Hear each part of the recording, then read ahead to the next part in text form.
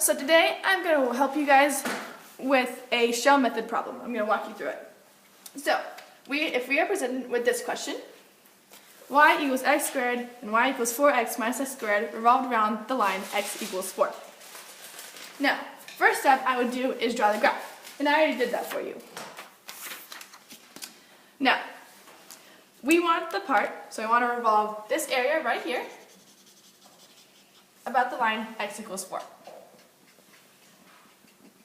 Now, at first, I think people would usually want to use the disk method, and that would be, since we're revolving around this line and we have a hole, you'd want to do the outer radius, the volume of the outer radius, minus the volume of the inner radius.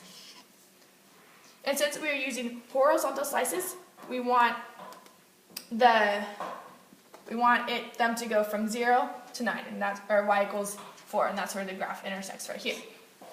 But for this problem, for the disk method, you would have to solve for your x values because this is a horizontal revolving using horizontal slices.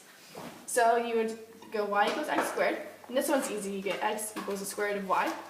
And we only want the positive values of the square root of y because we're only dealing with that part of the graph. But when you go and solve for x in this problem, y equals 4x minus x squared, you run into a problem because you can't solve for x in this case. Or if you do, it would be very difficult. So instead, you use the shell method. Now, I took the liberty of drawing another graph. And the shell method is really useful in cases like this where you can't necessarily solve for your x values.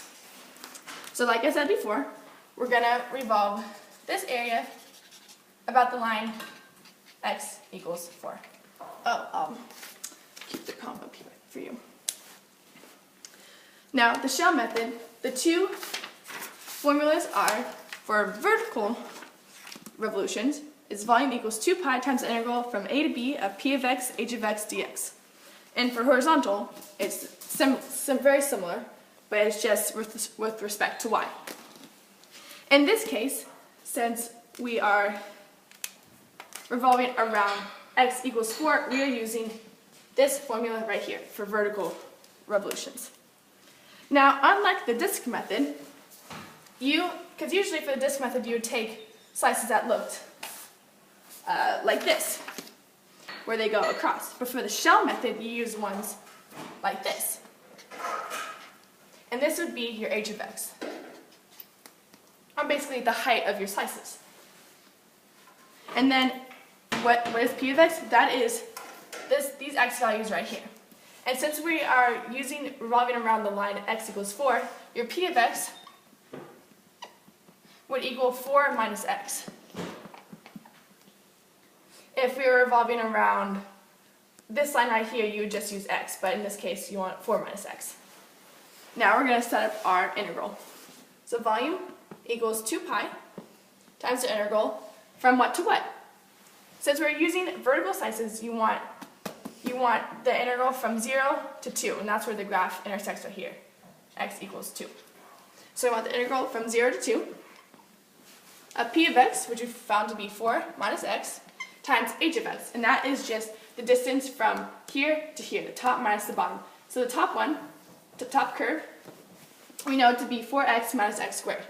So we have 4x minus x squared minus the bottom, which is, we found to be x squared.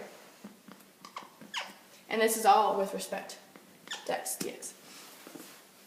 Now, you notice how we didn't have to solve for y, we didn't have to solve for x in this case, because that's the beauty of the shell method, is that you don't have to worry about solving that out. You can just use problems like this and go straight to the shell method. Now, once you solve that out, you can either do it by hand or plug it in the calculator. You get the volume equals 16 pi units cubed. And that is your answer. So hopefully that helped you guys with this problem and the shell method.